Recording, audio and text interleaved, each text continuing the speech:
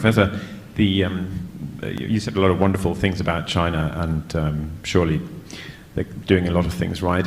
But how do you reconcile the fact that to make it work for China, it seems to be based on a high level of repression, environmental destruction, censorship, a certain ideological stubbornness? I mean, we've spoken about Hong Kong, the Uyghurs. How do you reconcile that, and why do you think that's? I mean, do you think that's tolerable? Thank you. I'm really glad you asked that question, because your question captured very well the Anglo-Saxon media's perception of China. And I would suggest to you very bluntly that it's a distorted perspective of reality. Let's take the first word you use, repression. If the Communist Party of China only relied on repression to stay in power, it would not create the most dynamic economy in the world, right? It is by far the most dynamic economy in the world. It has delivered the fastest growing economy for 30 years. And it has done this by educating the Chinese people to a level and extent that the Chinese people have never been educated ever before. And you say it's repression. You obviously are taking the old Cold War mindset.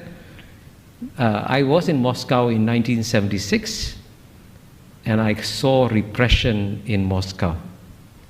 And when I was in Moscow, the Soviet citizens were not allowed to travel outside the Soviet Union. That's repression.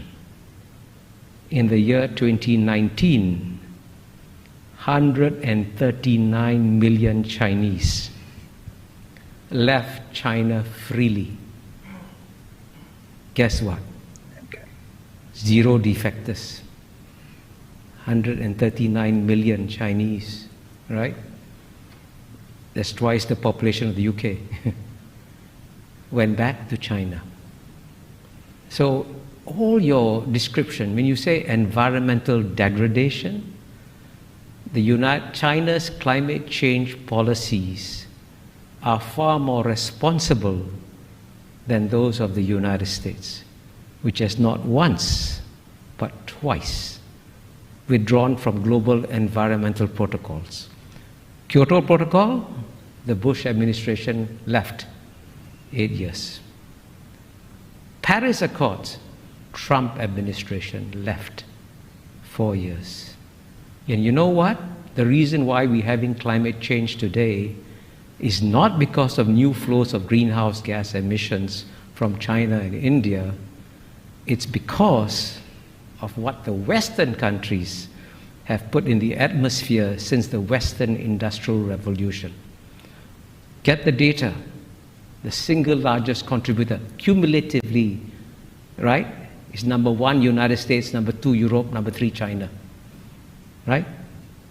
And the West wants China to pay an economic price for the current flows, but the West doesn't want to pay an economic price for what it put in the atmosphere.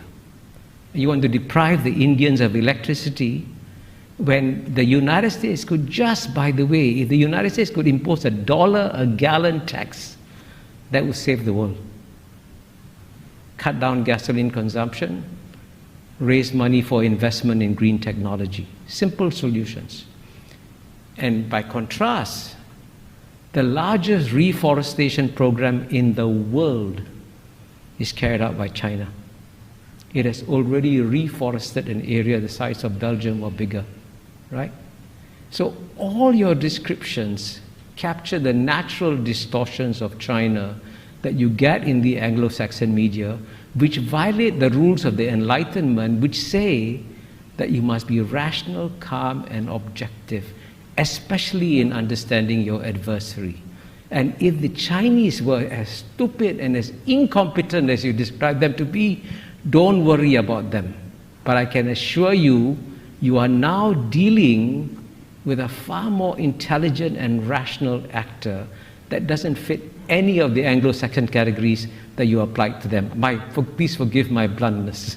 Professor,